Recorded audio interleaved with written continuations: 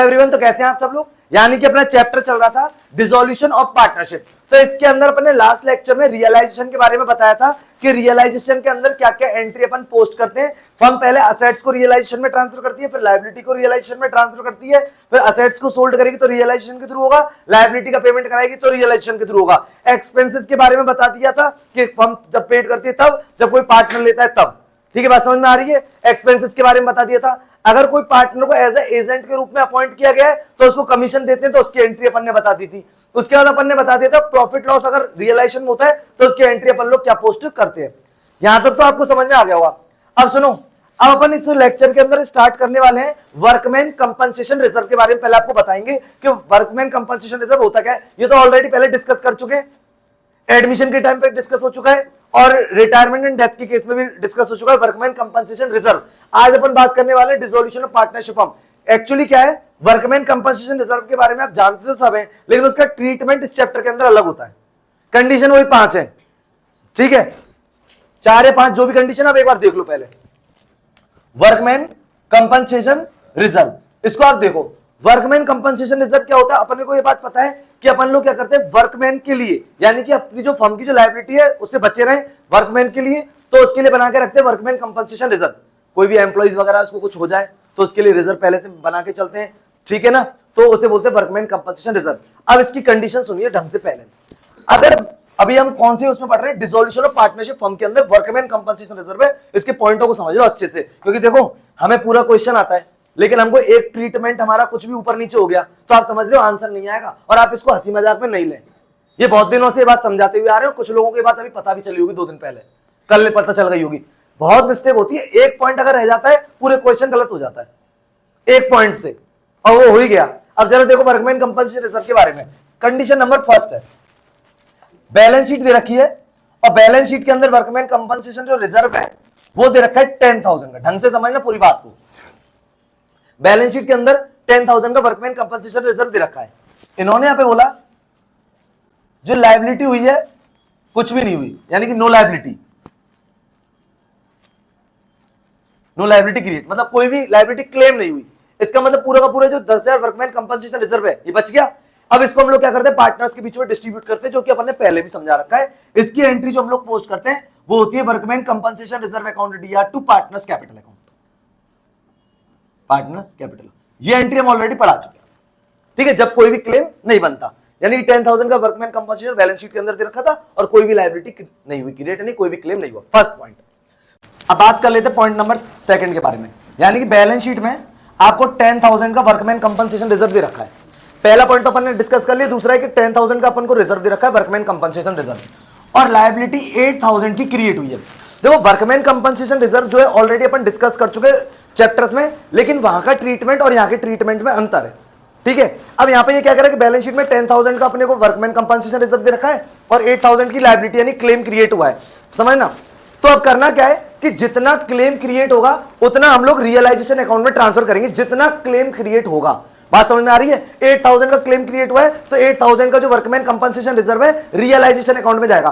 Question इस बात का है कि ऐसा हम क्यों कर रहे हैं, वो इसलिए कर रहे हैं क्योंकि रियलाइजेशन अकाउंट पहली बात तो कब बनता है, डिसोल्यूशन। और ये जो चैप्टर है दी एंड है पार्टनरशिप का, यहाँ पे हमारी जो भी लायबिलिटी होगी उसे हमें क्या करना है, पे करना है फर्म को।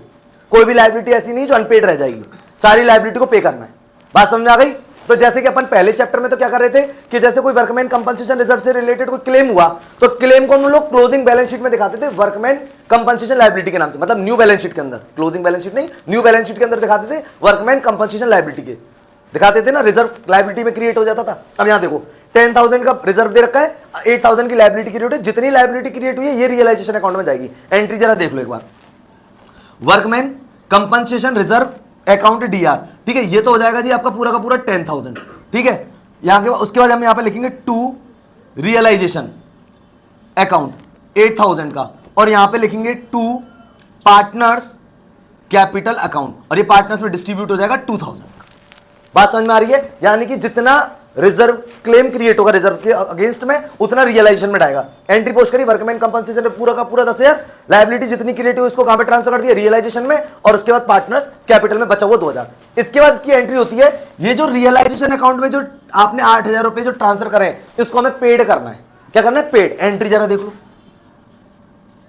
Realisation account DR to cash या बैंक अकाउंट, ये एंट्री हम लोग पोस्ट करेंगे 8000 से। अब ये देख लो नई चीज आ गई यहां पे, यानी कि हमने रिजर्व से जो हमको रिजर्व था 10,000 का, उसमें 8,000 का क्लेम क्रिएट हुआ था, तो 8,000 की जो लायबिलिटी जितनी क्रिएट हुई है वो हमने कहां पे ट्रांसफर कर दी, रियलाइजेशन अकाउंट में।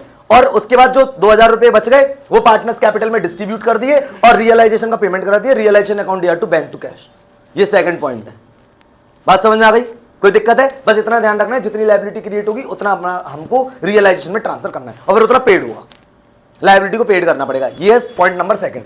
अब जरा अपन बात कर लेते हैं पॉइंट नंबर थर्ड के बारे में।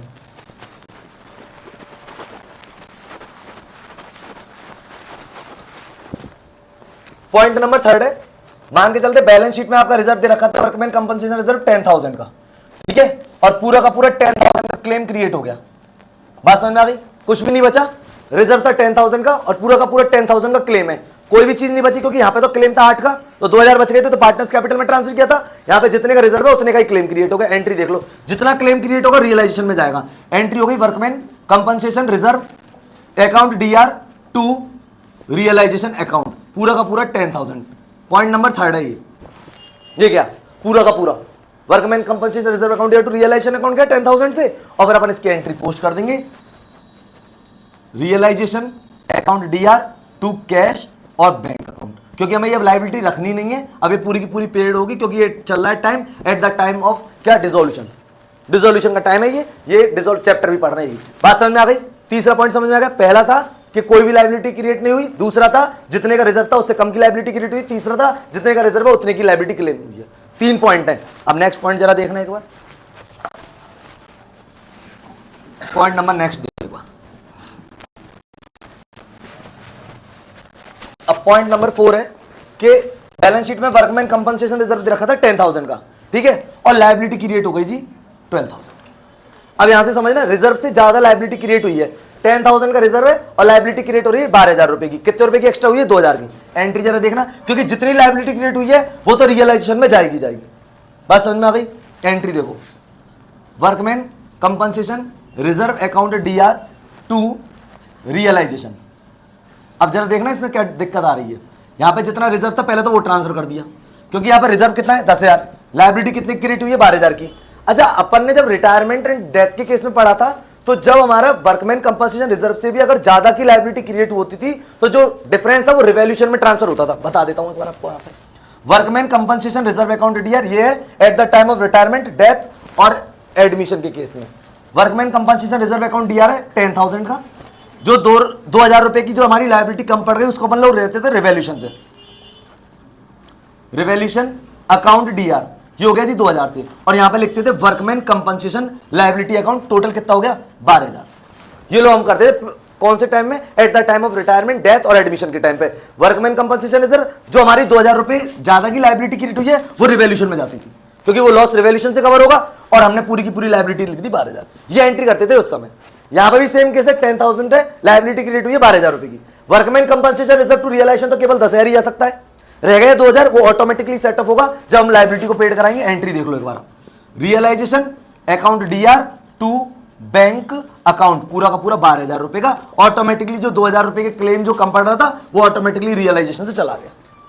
बात समझ आ रही? हमने टोटल कितने रुपए से डीआर करा है 12,000 का, पूरी की पूरी लायबिलिटी हमने कितने रुपए से पेड करी है 12,000 से, तो वो ऑटोमेटिकली 2,000 रुपए वो सेटअप हो गया।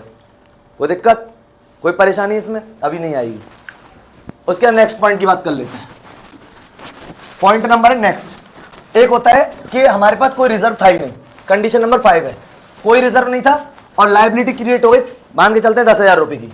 5th पॉइंट है WCR था ही नहीं और पूरी की पूरी लायबिलिटी यानी कि हमको 10,000 रुपए की का क्लेम बन गया, क्लेम बन गया और रिजर्व पहले से कोई बना हुआ था नहीं, तो कोई बात नहीं है, पूरा का पूरा लॉस है हमें पता है और हम लोग इसको लेके रियलाइजेशन अकाउंट से तो पेमेंट कराएंगे इसका।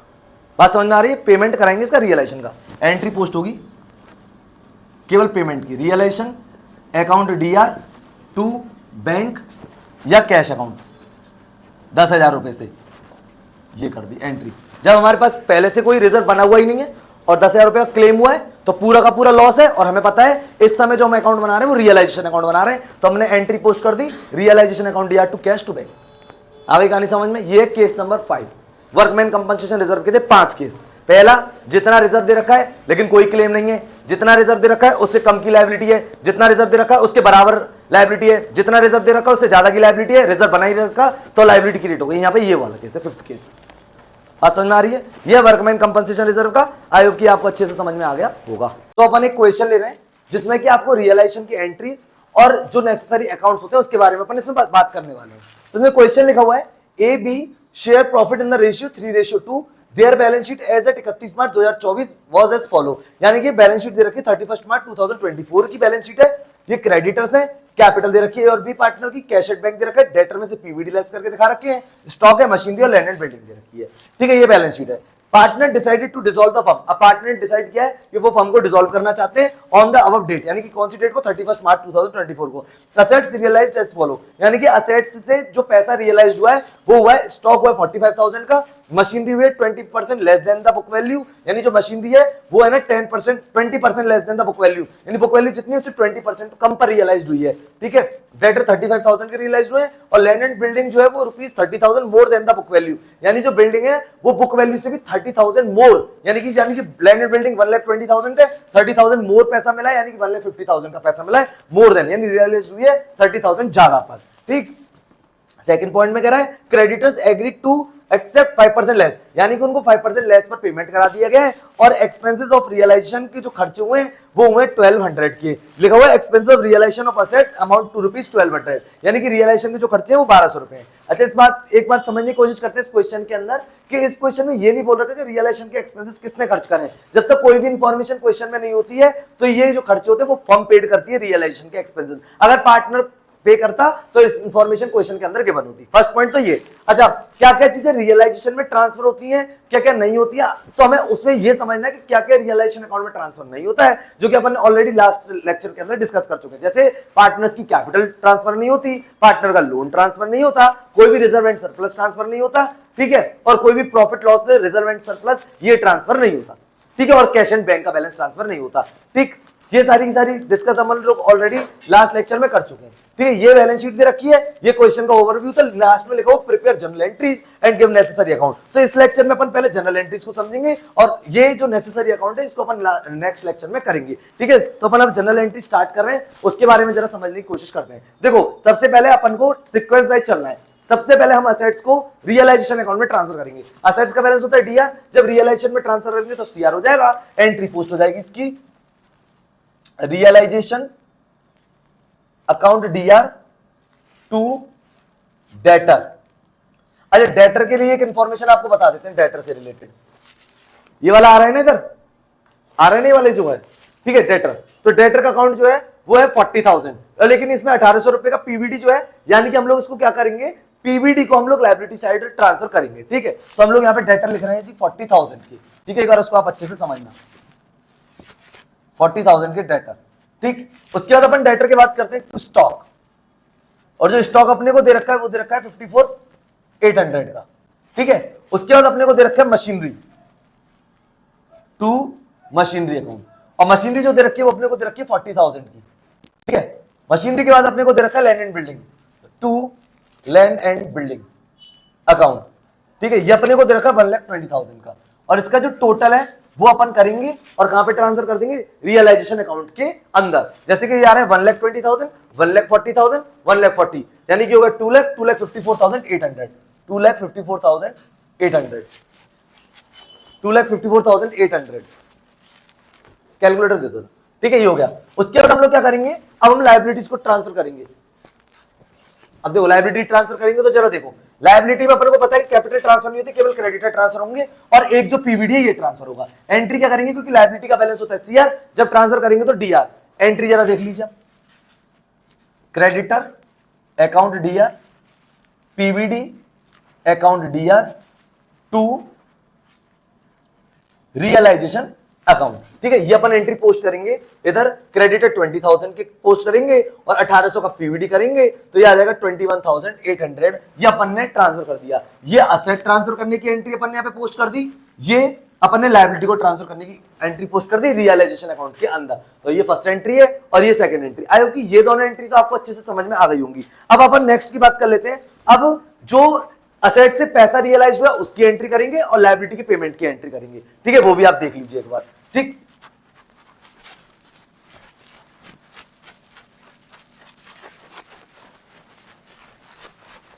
एक बार आप एंट्री को देख लीजिए। देखो, असेट से जो पैसा है, बेचने से, सोल्ड करने से, तो अपन जब पैसा आएगा तो डीआर करेंगे, यानी कि कैश या bank account DR to realisation. अब क्या क्या चीज आई है एक बार अपन उसको समझने की कोशिश करते हैं। ठीक है, देखो 45,000 तो आया जी स्टॉक का, मशीनरी आई है 20% less than the book value. ठीक है, तो एक बार इसको समझने की कोशिश करते हैं हुआ क्या है। देखो पहले एक बार टोटल कर लेते हैं। स्टॉक से जो पैसा है वो आया आपका 45,000। ठीक है, उसके बाद जो अपने पास machinery 20% less than the book value, machinery थी 40,000, वो 20% कम पर आई है, तो 40,000 का अगर अपन 20% लेस कराएंगे तो 8,000 हो जाएगा, तो इसका मतलब 30,000 आया अपना मशीनरी से।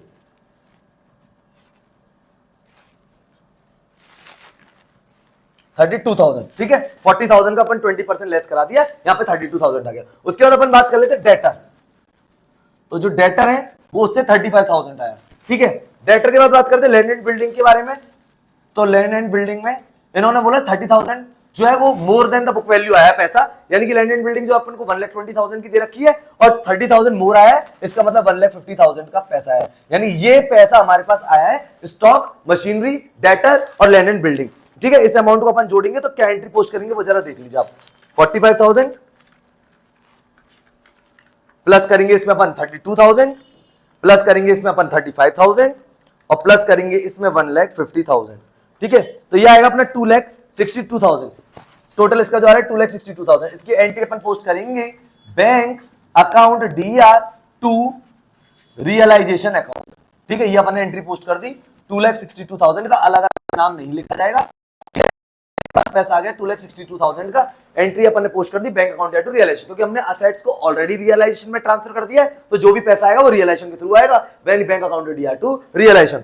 आई होप कि ये भी आपको समझ में आ गई होगी। अब बात कर लेते हैं लायबिलिटी के बारे में। तो पहले देखते हैं कि लायबिलिटी कितनी पेड हुई है। तो देखो क्रेडिटर के बारे में इसने बोला है 5% लेस पे करें। तो देखो क्रेडिटर जो है 20,000 के, 20,000 का अगर मैं 5% निकालूंगा तो 1,000 आएगा, तो यानी क्रेडिटर को 19,000 पे पेमेंट किया गया है। ठीक है, ये तो हमारा होगा क्रेडिटर। उसके बाद एक्सपेंसेस और रियलाइजेशन, इसकी एंट्री अपन अलग कर सकते हैं। तो जरा एक बार सुन लीजिए, जब हम लायबिलिटी का 19,000 का पेमेंट करेंगे, एंट्री पोस्ट होगी realisation account DR to bank account. कोई भी लायबिलिटी का पेमेंट होगा तो वो रियलाइजेशन के लिए होगा, तो ये अपन ने एंट्री पोस्ट कर दी, यानी कि realisation account DR to bank account 19,000।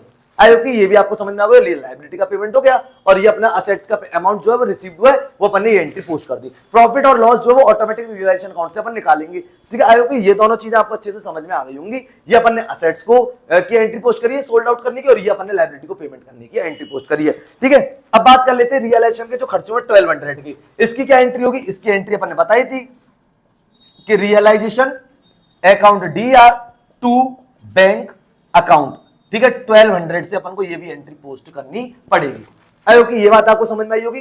ये असेट्स को सोल्ड करने की एंट्री है, ये लायबिलिटी को पेमेंट कराने की एंट्री है, ये रियलाइजेशन एक्सपेंसेस को करने की एंट्री। रियलाइजेशन एक्सपेंसेस जो अपन ने करे एंट्री पोस्ट कर दी realisation expenses account to bank, यानी कि जो भी रियलाइजेशन के खर्चे हो रहे हैं, जो भी एक्सपेंसेस हो रहे हैं वो रियलाइजेशन के लिए हो रहे हैं, तो अपन ने एंट्री पोस्ट कर दी realisation account to bank account. I hope कि गाइस ये भी आपको अच्छे से समझ में आ गया होगा। ठीक है, ये सारे के सारे पॉइंट अपन ने कर लिए। अब उसके बारे में अपन बात कर लेते हैं लास्ट फाइनल पॉइंट की, कि रियलाइजेशन अकाउंट में प्रॉफिट और लॉस कितना आ रहा है, तो उसके बारे में बात कर लेते हैं। तो देखो अगर अपन अच्छे से बात करने की कोशिश करें तो अपन ने इतना अपने पास असेट से पैसा है 2,62,000।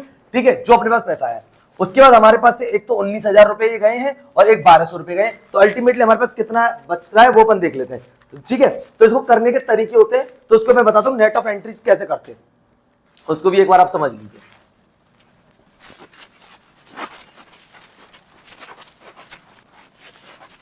ठीक है, देखो जब हमने असेट को, जैसे एक रियलाइजेशन अकाउंट है, अभी नॉर्मली आपको रफली हम समझा रहे हैं, बाकी के अकाउंट अपन नेक्स्ट लेक्चर में लिखेंगे।